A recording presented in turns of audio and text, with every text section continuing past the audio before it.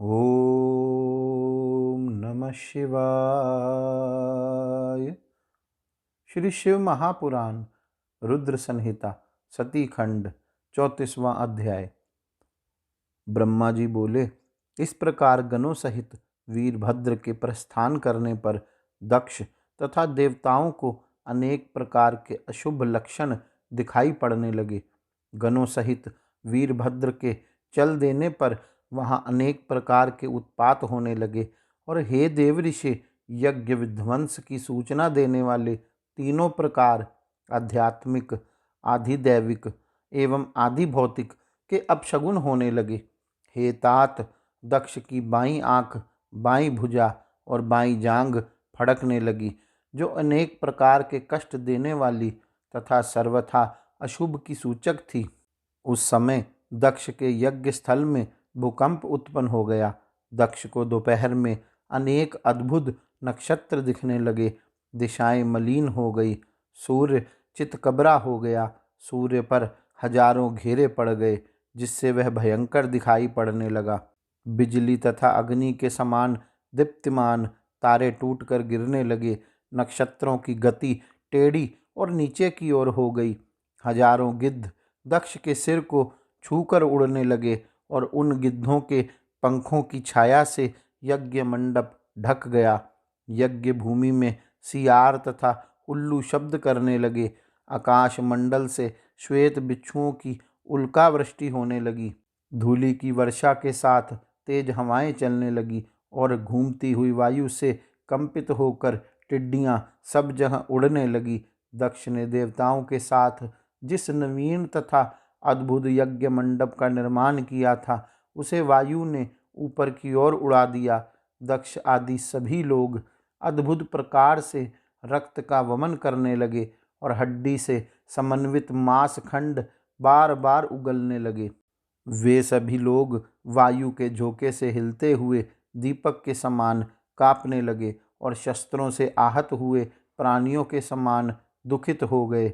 जिस प्रकार वन में प्रातः काल के समय कमल पुष्पों पर तुषार ओस की वर्षा हुई हो, उसी प्रकार शब्द करते हुए वाष्प की वर्षा होने लगी। जिस प्रकार रात्रि में कमल तथा दिन में कुमुद बंद हो जाते हैं, उसी प्रकार दक्ष आदि की विशाल आंखें भी अचानक बंद हो गई। आकाश से रक्त की वर्षा होने लगी। दिशाएं अंधकार से ढक गई तथा सभी प्राणियों को संत्रस्त करता हुआ दिग्दाह होने लगा।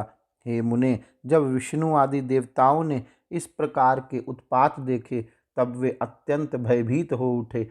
हाय, अब हम लोग मारे गए, इस प्रकार कहते हुए वे मूर्छित होकर पृथ्वी पर इस प्रकार गिर पड़े, जैसे नदी के वेग से किनारे पर वृक्ष गिर जाते हैं। वे पृथ्वी पर इस प्रकार गिरकर अचेत हो जाते थे, जैसे काटने के बाद विषैला सर्प अचेत हो जाता है, और कभी गेंद के समान पृथ्वी पर गिरकर पुनः उठ जाते थे। तदंतर वे ताप से व्याकुल होकर कुर्री पक्षी की भांति विलाप करते थे एवं उक्ति तथा प्रत्युक्ति का शब्द करते हुए रो रहे थे। उस समय विष्णु सहित सभी लोगों की शक्ति कुंठित हो गई और वे आपस में एक दूसरे के समीप कंठ पर्यंत कछुए के समान लौटने लगे।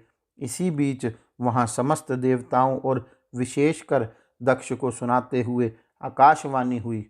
आकाशवाणी बोली, हे दक्ष, तुम्हारे जन्म को धिक्कार है। तुम महामूढ़ और पापात्मा हो। शिवजी के कारण आज तुम्हें महान दुख प्राप्त होगा, जिसका निवारण नहीं हो सकता। यहाँ जो तुम्हारे सहायक मूर्ख देवता उपस्थित हैं, उन्हें भी महान दुख होगा, इसमें संशय नहीं है। ब्रह्मा जी बोले, हे मुने, उस आकाशवाणी को सुनकर और उन उपद्रवों को देखकर दक्ष तथा अन्य देवता आदि भी अत्यंत भयभीत हो उठे। उस समय दक्ष मन ही मन अत्यंत व्याकुल हो कांपने लगे और अपने प्रभु लक्ष्मीपति भगवान विष्णु की शरण में गए। भयभीत तथा बेसुध वे दक्ष उन स्वजन वत्सल देवाधिदेव विष्णु को प्रणाम करके तथा उनकी स्तुति करके कहने लगे। इस प्रकार श्री शिव महापुराण के अंतर्गत द्वितीय रुद्र संहिता के द्वितीय सती खंड में अपशगुन दर्शन नामक 34वां अध्याय पूर्ण हुआ। गौरी शंकर भगवान की जय। ओम नमः शिवाय।